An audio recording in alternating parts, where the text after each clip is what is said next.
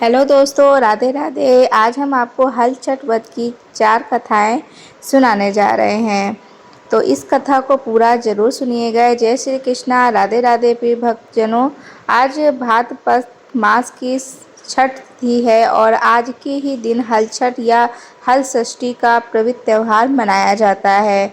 आज का पावन दिन भगवान श्री कृष्ण जी के बड़े भाई बलराम जी को समर्पित होता है। हल छठ का व्रत रखने और उसके व्रत कथा को सुनने से मनुष्यों के सभी जाने और अनजाने में किए गए पाप नष्ट हो जाते हैं और सभी मनोकामनाएं पूर्ण होती है। संतान की लंबी आयु के लिए यह व्रत रखा जाता है और भगवान के आशीर्वाद से संतान के जीवन पर आए सभी संकट दूर हो जाते हैं।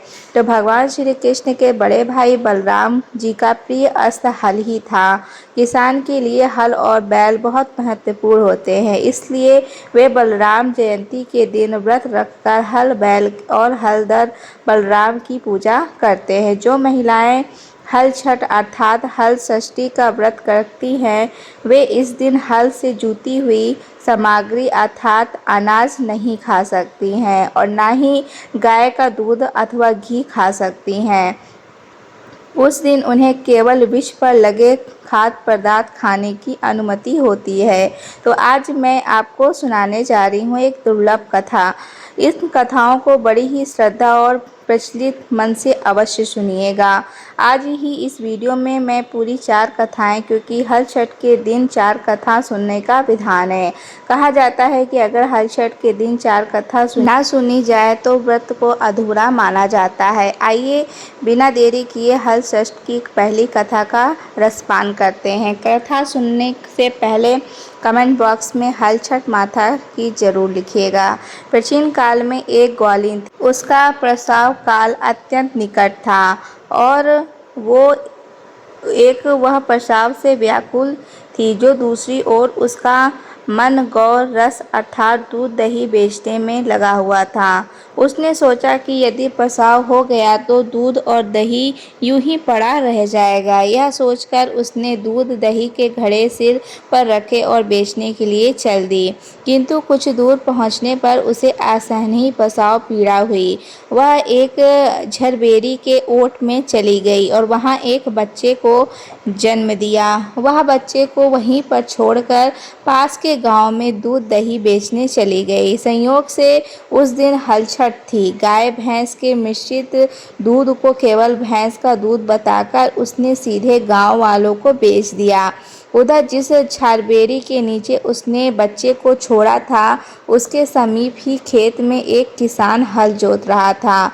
अचानक उसके बैल भड़क उठे और हल का फल शरीर में घुसने से वह बालक मर गया। इस घटना से किसान बहुत दुखी हुआ, फिर भी उसने हिम्मत और धैर्य से काम लिया।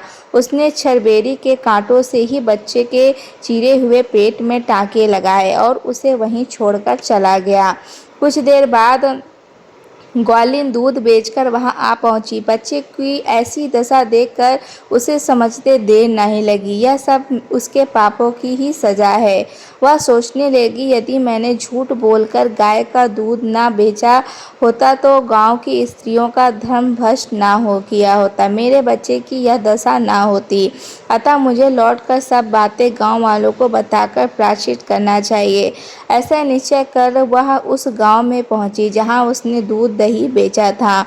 वह गली गली घूमकर अपनी करतूतों और उसके फलस्वरूप मिले दंड का बखान करने लगी। तब स्त्रियों ने सर्वधर्म स्वार्थ और उस पर रहम खाकर उसे क्षमा कर दिया और आशीर्वाद दिया। बहुत सी स्त्रियों द्वारा आशीर्वाद लेकर जब वह पुनः झरबेरी के नीचे पहुंची तो यह देखकर आश्चर्यचकित रह गई कि उसका पुत्र जीवित अवस्था में पड़ा है। कभी उसने स्वार्थ के लिए झूठ बोलने को ब्रह्म हत्या के समान समझा और कभी भी झूठ न बोलने का प्रण कर लिया।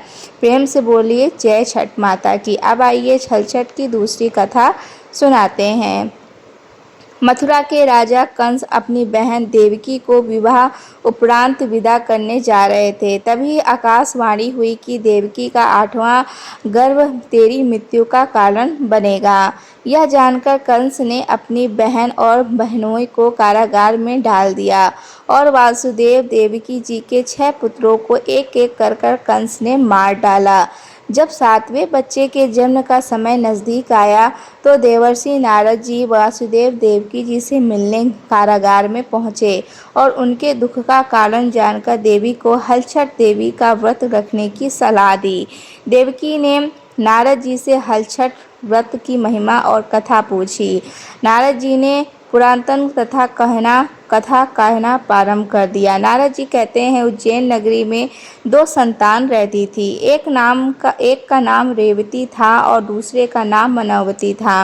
रेवती को कोई संतान नहीं थी, जबकि मनोवती को 2 पुत्र थे। रेवती अपने सौत के बच्चों को देखकर हमेशा जलती रहती थी और उनके पुत्रों को मारने का उसके अंदर जतन ढूंढती थी। एक दिन उन्होंने मनोवती को बुलाकर कहा, बहन, आज तुम्हारे मायके से कुछ राहगीर मुझे मिलने थे। उन्होंने बताया कि तुम्हारे पिताजी बहुत बीमार हैं और वह तुम्हें देखना चाहते हैं। पिता की बीमारी की बात सुनकर मनोवती बहुत दुखी हुई। रेवती कहने लगी, बहन, तुम शीघ्र अपने पिता से मिलने चली जाओ। जब तक तुम वापस नहीं आओगी तब तक मैं तुम्हारे बच्चों का ध्यान रखूंगी। रेवती की बात को सच मानकर अपने पुत्रों को रेवती हाथों सुरक्षित देखकर मनोवती अपने पिता से मिलने मायके चली गई। अब रेवती बच्चों को मारने का अच्छा मौका जानकर उन दोनों बच्चों को मारकर जंगल में फेंक आई। इधर जब मनोवती मायके पहुंची तो पिता को स्वस्थ देखकर पिता से अपनी सौत की कई बातों का कुशल क्षेम पूछती है।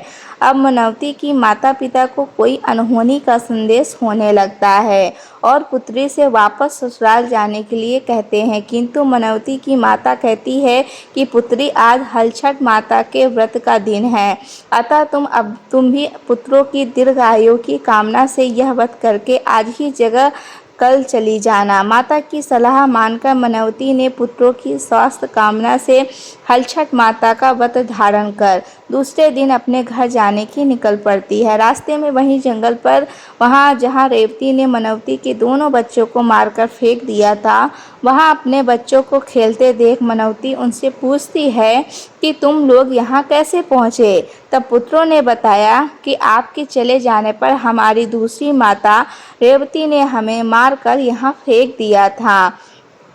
तभी एक दूसरी स्त्री ने हमें फिर से जिंदा कर दिया। अब मनोवती को समझते देर न लगी। यह बात माता हलछठ की कृपा से संभव हुआ है, तो माता की जयकार करती हुई घर को गई। नगर में मनोवती के पुत्रों को पुनः जीवित देखकर माता हलछठ की महिमा जानकर सभी स्त्रियां हलछठ का व्रत करने लगी। इसके बाद नारद जी ने देवकी जी से कहते हैं कि आप हलछठ माता की तीसरी कथा सुनिए। चंद्रवत नाम का एक राजा था, जिनका एक ही पुत्र था। राजा ने राजगीरों के लिए एक तालाब खुदवाया, किंतु उसमें जल नहीं रहा, अर्थात तालाब का सारा जल सूख गया। राहगीर जब रास्ते में गुजरते हुए तो सूखे तालाब को देखकर राजा को गालियां देते थे। इस खबर को सुनकर राजा बहुत दुखी हुआ। मैंने तालाब खुदवाया, परंतु मेरा धन और धर्म दोनों ही व्यर्थ हो गए। उसी रोज रात में राजा के स्वप्न में वरुणदेव ने दर्शन देकर कहा, यदि तुम अपने पुत्र की बलि तालाब में दोगे तो तालाब में पुनः जल भर जाएगा। सुबह राजा ने स्वप्न की बात दरबार में सुनाई और कहा कि मेरा धन और धर्म भले ही व्यर्थ हो जाए, परंतु मैं अपने पुत्र की बलि नहीं दूंगा। यह बात एक दिन राजकुमार तक पहुंची तो वह सोचने लगा, यदि मेरी बलि से तालाब में पानी आ जाए तो लोगों का भला होगा। ये सोचकर राजकुमार अपनी बलि देने के लिए तालाब में बैठ गया और अब तालाब पानी से लबालब भर गया और जल के जीव जंतुओं को तालाब परिपूर्ण हो गए। एकलौते पुत्र की मृत्यु हो जाने से राजा दुखी होकर वन को चला गया। राजा ने वन में देखा कि वहां 5 स्त्रियां व्रत कर रही थीं। उन्हें देखकर राजा ने उन स्त्रियों से पूछा, आप सब कौन सा व्रत कर रही हैं और क्यों कर रही हैं? राजा के पूछने पर स्त्रियों ने हलछठ व्रत की संपूर्ण विधि राजा को बताई। उसे सुनकर राजा वापस नगर को गया और अपनी रानी के साथ उस व्रत को किया। व्रत के प्रभाव से राजकुमार तालाब से जीवित बाहर निकल आया। राजा परिवार सहित हलछठ माता की जय जयकार करते हुए सुखपूर्वक निवास करने लगे। आइए अब मनोकामनाओं को पूरी करने वाली हलछठ की चौथी कथा सुनाते हैं।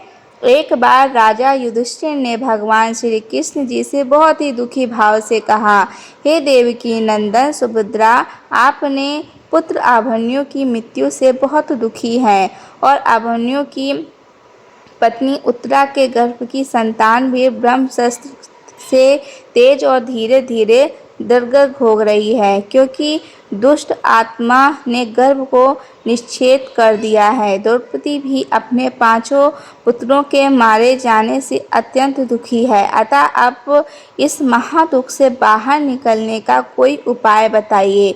तब भगवान श्री कृष्ण ने कहा, युधिष्ठिर, मैं तुम्हें हलछठ व्रत की महिमा बताता हूँ, इसे ध्यान से लगाकर सुनिएगा। यह व्रत भाद्रपद के कृष्ण पक्ष की छठी को पर भगवान शिव, देवी माता पार्वती, भगवान गणेश और स्वामी कार्तिकेय की विधि विधान से पूजन करने से पुत्र पौध की अल्प आयु और दुख से मुक्ति प्रदान करता है। भगवान श्री कृष्ण जी ने राजा युधिष्ठिर को इस बात की कथा सुनाई। श्री कृष्ण कहते हैं, पूर्व काल में सुभद्र नाम का एक राजा था, जिनकी रानी का नाम सुवर्णा था। राजा रानी को एक हस्ती नामक पुत्र था।